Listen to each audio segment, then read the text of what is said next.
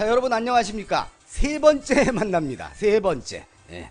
자, 이번 방송은 끝까지 무사히 마치기를 바라면서 스카이피플이 제공하는 지식 터는 방송 8월 30일차 알고나 삽시다 시작하겠습니다. 오늘은 1882년 8월 20일 조선과 일본이 체결한 불평등 조약, 제물포 조약에 관해서 이야기를 나눠보도록 하겠습니다. 제물포 조약이란 한마디로 뭐냐? 이모군란으로 인해 피해를 당한 일본이 피해 보상 및 일본군 주둔을 그러니까 상시 주둔이 뭐 상시 있는 거지. 주둔을 요구하며 체결을 한 불평등 조약입니다. 조선이 체결당한 불평등 조약, 제물포 조약입니다. 이모군란이 일어남으로 해서 일본은 우리에게 이러이러한 피해를 봤다 이러면서 6개 항에 사인을 하게 됩니다. 이모군란은 뭐냐? 당시에 군대가 일으킨 난입니다. 이모년에 1882년이 이모년입니다. 이모년에 일어난 군대가 일으킨 난리 이렇게 보시면 되고, 좀 더 자세한 이모군란에 대한 내용은 요 제물포 조약 말미에 여러분께 보강 설명드리도록 하겠습니다. 당시 일본은 공사관이 우리 시위대들에 의해서 습격을 당하고 조선의 신식군대인 별기군이 있었습니다. 근데 이 별기군이 일본의 손에 의해서 창군이 된 거거든요. 그래서 이 별기군의 교관이 일본 놈들이었습니다. 그 교관들이 이제 또 사살을 당하고 부상을 입기도 합니다. 이들이 피해를 입었다라고 주장을 하면서 인명피해와 재산피해에 대한 그 보상을 요구하는 조약이 바로 제물포 조약이 되겠습니다. 초반엔 이 일본이 요구한 조항은 모두 7개 항이었는데 우리 조선 정부가 이거는 좀 곤란하다. 이거 좀 빼라 좀. 내 쟤 물어주는데 좀 하나는 뺍시다. 그래서 7개가 6개로 줄었습니다. 그 하나에는 대구를 일본에 오픈하는 그런 내용까지 들어 있었습니다. 자, 그러면 일본이 요구한 이 6개의 조항에 무엇이 있는가 한번 살펴보도록 하겠습니다. 첫째, 이 조약이 체결이 된 이 시점을 이유로 20일 내에 조선 정부는 이모군란의 주동자를 체포해라. 그렇지 않으면 20일 이후에는 우리가 나서겠다 라고 조약에 명기를 합니다. 날짜를 정해주고 우리나라에 있었던, 우리 나라 안에서 있었던 우리의 사건을 우리가 해결하지 않으면 지들이 하겠다. 주객이 전도돼도 한참 전도된 그런 조항이 되겠습니다. 또 하나, 일본국 관리 피해자들을, 이때 이제 사망한 일본의 관리들이 있습니다. 일본 공무원들에게 조선이 융숭한 예를 다해서 장례를 치러주라 라고 하고 있습니다. 우리가 워낙 동방예의지국이니까 100번 1000번 양보해서 그래 어쨌든 우리 백성 손에 니들이 맞아 죽었네.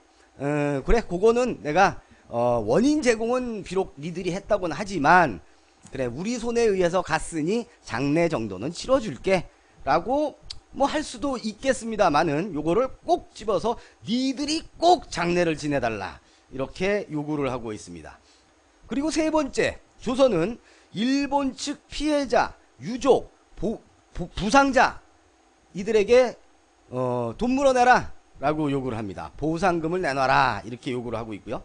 네 번째는 인적 보상 외에 국가 대 국가 차원에서 또 돈을 물어달라고 합니다.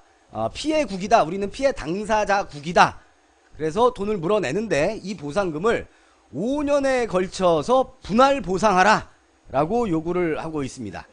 지들이 무슨 리드코프나 바로바로론도 아니고 5년에 걸쳐서 분할로 돈을 내라고 하고 있습니다. 요즘 상황이 여의치 않아서 리드코프나 바로바로론 등의 대부기구에 연락을 하시면 그들이 그럽니다. 한 200~300만원 정도 소액을 차용을 하면 5년에 걸쳐서 갚으시라 라고 계약서를 보냅니다. 이 5년 원조론이 여기서 시작이 되는군요. 그 다음에 5번째, 일본 공사관이 조선 시위대에 의해 공격을 당했으니 이 시간 이후에 우리는 여기다가 공사관을 지킬 군대를 주둔시켜야겠다. 그런데 이 주둔하는 군대에 들어가는 비용을 조선이 내라. 또 이렇게 요구를 하고 있습니다. 지들의 안위를 지키는 지들 군대에 들어가는 비용을 우리 보고 내라 라고 하고 있습니다. 근데 이제 이 조항은 단순히 돈 몇 푼 물어주는 거가 중요한 게 아닙니다. 본질은 일본군이 공식적으로 조선에 단 일부지만 주둔을 하게 됐다라는 것이 키워드입니다. 이는 나중에 이모군란 직후에 또 청나라에서 군대를 데리고 와서 우리나라에 주둔을 시킵니다. 그래서 조선 땅 안에서 청군과 일본군이 충돌할 수 있는 단초를 제공하게 되고 결국 이게 발단이 돼서 청일전쟁으로까지 이어집니다. 청일전쟁은 우리나라 땅에서 벌어진 전쟁입니다. 전쟁터가 우리나라예요. 혹여 청일전쟁이라고 해서 무슨 청나라하고 일본 배 타고 왔다 갔다 하면서 싸웠다 라고 생각하시면 큰 오산입니다. 전쟁터는 우리나라입니다. 당사자들은 청나라와 일본. 그리고 마지막으로 요구한 조건이 조선은 일본에 국서를 보내서 공식적으로 사죄하라. 그래 미안해 라고 한 줄 써서 보내지 뭐. 어쨌든 이렇게 6개 조항에 거쳐서 조약 체결을 종용하게 되고 우리 정부는 조선 정부는 체결을 하게 되지요. 그러면 모두의 말씀드린 대로 이 제물포 조약에게 조약을 체결하도록 원인을 제공한 것은 결국 이모군란이다 이겁니다. 그러면 우리가 이모군란이 뭔지에 대해서 얘기를 안 해볼 수가 없죠. 자, 당시의 상황으로 돌아가서 우리의 군제, 조선군의 이 군제 또는 병제라고도 하죠. 이 군사제도를 잠깐만 살펴볼 필요가 있습니다.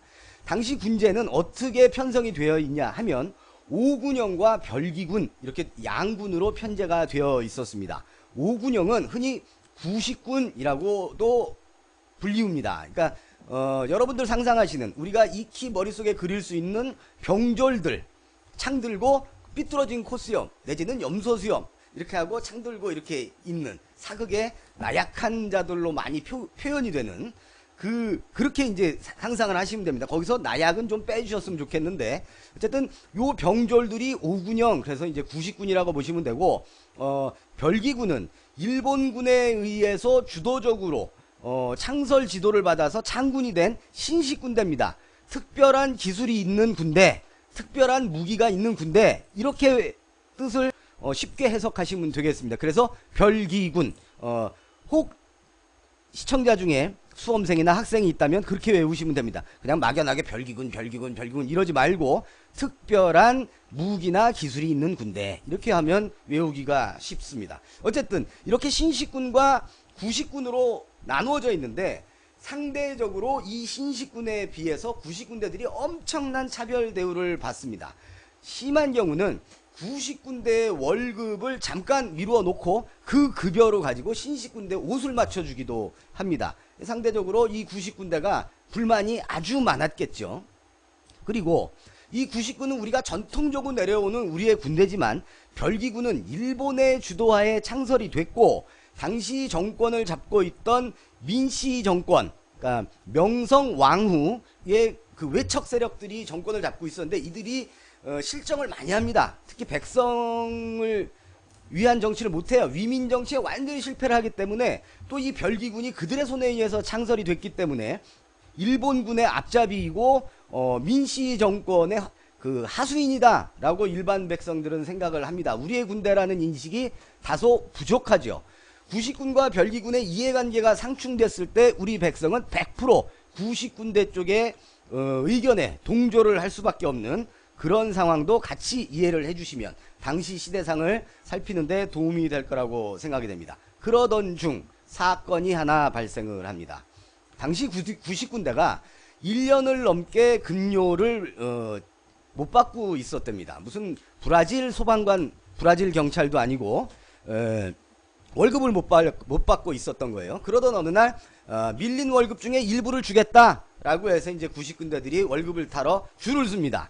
근데 당시에 이거를 돈으로 준 게 아니라 그 곡식으로 나누어 줬어요. 그래서 이제 곡식을 넣은 푸대자루 하나씩을 이렇게 줬는데 그걸 받아가지고 이제 집에 가서 죽이라도 끓여 먹을 요량으로 얼마나 넣나 보자 하고 열어보는 순간 문제가 발생을 한 거죠. 열어보는 순간 그 안에는 곡식만 있었던 게 아니라 곡식 반 모래 반 이렇게 섞여 있었던 겁니다. 입장을 바꿔 놓을 것도 없습니다. 우리 같아도 아니 급여를 받았는데 곡식으로 받았는데 거기에 모래가 반이 섞여 있어. 이거 가만히 있겠습니까? 이제 가서 들고 가다가 다시 되돌아와서 이제 따지게 된 거죠. 그래서 이걸 나눠주던 관리자에게 이제 삿대질을 하면서 막 따진 겁니다. 그랬더니 관리가 고압적으로 꺼져, 이거라도 받아서 가서 처먹어, 이것들이 어디서 지랄이야, 이렇게 나온 겁니다. 그래가지고 이제 드디어 가뜩이나 이 차별적인 대우에 모멸감을 느끼고 그 울분이 이렇게 꽉 모여있던 우리 군졸들이 드디어 폭발을 해서 이 그 관리를 귀싸대기를 날립니다. 폭행을 하게 되죠. 그리고 소요가 일어납니다. 그래서 그때 이제 정부에서는 그들 중에 주동자인 4명을 긴급 체포합니다. 그래서 이들을 옥에 가둡니다. 그런데 여기에서 이 4명 중에 주동자로 체포된 4명 중에 3명의 거주지가 왕십리입니다. 근데 이 왕십리가 뭐가 중요하냐 라고 반문하실 수도 있는데, 왜 왕십리가 중요하냐면 당시에 왕십리는 대표적인 슬럼가입니다.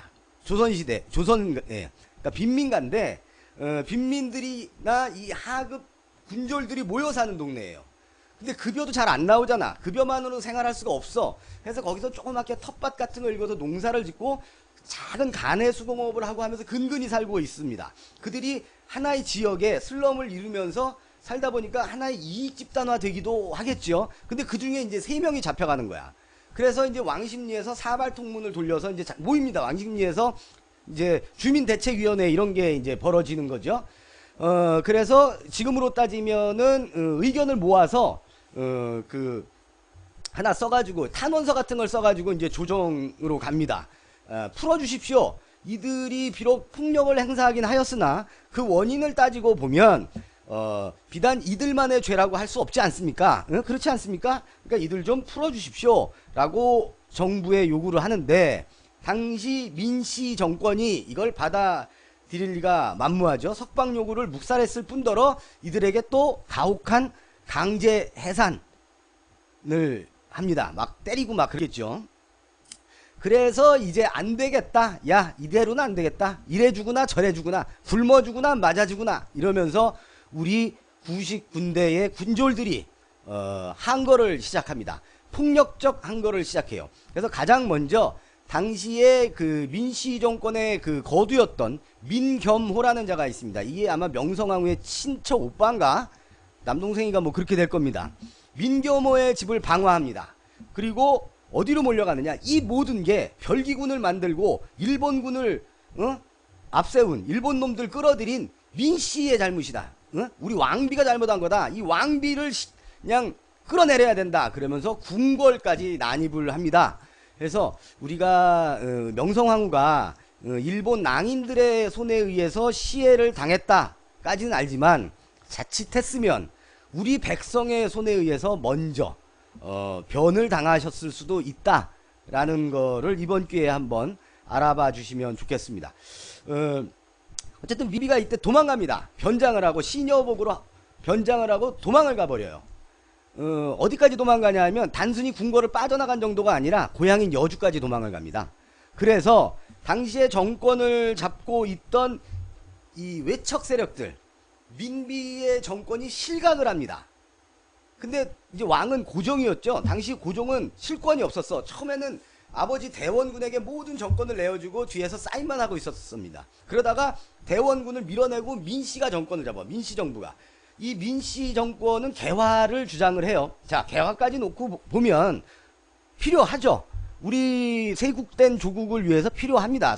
그 열강의 문물을 받아들여서 이들도 부국강병을 하고 싶었던 거니까 인정을 합니다. 그런데 그러던 와중에 이제 문제가 외세를 끌어들이고 그들을 등에 업고 정치를 한 게 문제죠. 그 정치 자체가 또 백성을 위하는 정치였으면 좋은데 상당 부분이 그러지를 못했다라는 겁니다.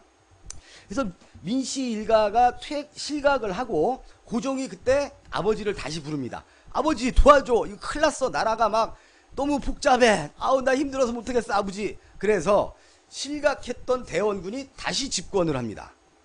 그러면 나라가 다시 쇄국으로 돌아가는 거죠. 근데 이때 아주 희한한 일이 벌어집니다. 민씨 정권은 앞서 말씀드린 대로 일본의 후견을 받아가면서 정권을 유지하던 그런 세력들입니다. 근데 실각과 동시에 이제 일본 세력도 찌그러졌죠. 그리고 고향으로 도망가 있는 동안에 민씨 정권이 SOS를 칩니다. 근데 희한하게 어디에 SOS를 치냐면 청나라에 SOS를 칩니다. 참 희한하죠. 일본에 SOS를 치는 게 아니라 청나라에 칩니다. 다급해서. 그랬는데 청나라에서 이 SOS를 또 받습니다. 민씨 정권이 비록 일본과 결탁이 된 정권이지만 향후 조선의 영향력을 이참에, 자, 일본이 영향력을 행사하면서 청나라가 종주권을 거의 잃다시피 했거든요. 아, 요 찬스네.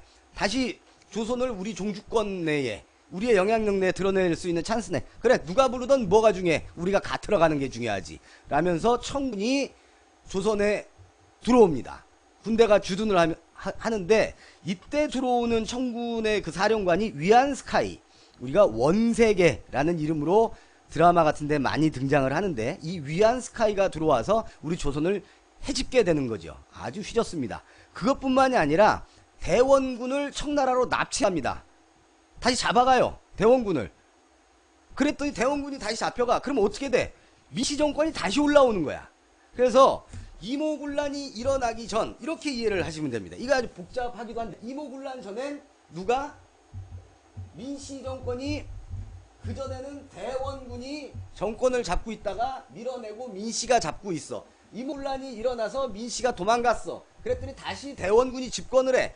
근데 민씨가 청나라한테 SOS를 해. 근데 청나라가 들어와서 대원군을 잡아가. 그래서 민씨 정권이 다시 들어서는 그런 일이 벌어지게 되는 겁니다. 이 민씨 정권은 1차적으로 후원 세력을 처음엔 일본을 택했죠. 그래서 일본을 등에 업고 있다가 요때는 이모군란 직후에는 청나라를 후원 세력으로 또 등에 업다가 나중에는 또 러시아를 등에 업기도 합니다. 일면 생각을 해보면 우리나라를 개국시키고 자기네들이 생각하는 어떤 그 정책적 방향으로 이끌어 가기 위해서 노력을 안 했진 않았겠죠. 근데 이게 계속 이렇게 외세를 등에 업는다는 건 정말 문제가 있는 거다. 그런 생각이 듭니다. 그래서 나중에 이제 이 명성황후가 시해를 당하는데, 그때 이제 러시아하고 이 민씨 정권이 손을 잡는 거죠. 러시아가 요번에까지, 이제 그때 일본이 무슨 생각을 하냐면, 이번까지 밀려버리면, 청나라한테 한번 밀렸잖아, 이때. 이모군란이 청나라한테 한번 밀렸잖아요. 근데 러시아한테 또 밀려버리면, 일본은, 비록 몇몇 주둔군들이 일본 공사관을 지키고 있긴 하나, 조선에 있어서 영원히 그 영향력을 행사할 수 없게 되는 되겠다라는 위기의식 속에서 민씨, 그러니까 우리 명성황후를 그때 이제 시해하게 되는 겁니다. 그리고 이 이모군란 이후에 다시 재집권한, 대원군을 밀어내고 재집권한 민씨 정권에 의해서 청나라의 내정 간섭이 정말 본격화하게 됩니다. 우리가 구한 말에는 계속 일본한테 찝쩍 그리고 딱이 맞고 막 사인하고 코피 터지고 이러다가 어느 날 1910년 8월 29일날 홀딱 이렇게 넘어간 거로 기억을 다 그냥 이렇게 딱 통사로 기억을 하는데, 그 와중에는 일본이 주도권을 잡았다가 청나라가 잡았다가 러시아가 잡았다가 이게 반복이 되는 그런 일들이 있습니다. 자, 여기서 중요한 건 뭐냐? 저는 이런 생각이 들었습니다. 외세를 등에 업고 획득하거나 유지되는 정권은 진정한 국민을 위한 정권이 아니다. 자기들이 어떤 고귀한 정강을 갖고 있다 하더라도 외세를 등에 업은 정권은 우리나라 정권, 우리 백성을 위한 정권이 아니다 라는 생각이 듭니다. 그런 거의 이제 결론적인 말씀을 드리면서 여러분께 사진 하나를 보여드리려고 합니다. 요거를 우리 이제 카메라가 당기기가 귀찮아서 제가 당겨 드릴게요. 보이십니까? 어느 아파트 난간에 개양된 조기입니다. 조기. 이게 오늘 아침 6시경에 개양된 국기인데요. 이게 뭐냐면 지난 방송에서 우리가 8월 22일 날 그 순종 주기 이거 하면서 또 8월 20 그때 이제 그 이완용, 매국노 이완용이 순종이 거부하니까 옥새를 가져다가 일본한테 사인을 해가지고 우리나라가 완전히 넘어간 날이 8월 29일이다. 그날이 사실은 국치일인데 왜 우리는 조기를 현충일 날만 달고 정말 조기를 달고 온 국민이 절대 잊지 말고 기억하면서 슬퍼해야 할 이날은 그냥 넘어가느냐? 우리 스카이피플이 앞장서서 사무실 난간에 조기를 걸고 요거를 인증샷 하시는 분들에게 상품을 드리겠다라는 말씀을 드린 적이 있는데, 직접 자기의 집에 아파트에다가 조기를 개양한 우리 방송을 사랑해 주시는 애청자분이 계셔서 조기를 개양하고 이렇게 페이스북으로 보내주셨습니다. 현직 고등학교 교사이신데 이도근 씨입니다. 이 이도근 선생님께 그날 약속드린 대로 원래 약속은 이제 뭐 우리 스카이피플 난간을 말씀드렸습니다만 좀 어려운 일이고 그보다 더 큰 일을 하셨지 않습니까? 조기를 개양해 주신, 당신 집에 조기를 개양해 주신 이도근 선생님께 약속드린 대로 보정용 속옷이 남성용이 있게 될지 여성용이 될지 하의가 될지 상의가 될지 그것까지는 모르겠습니다.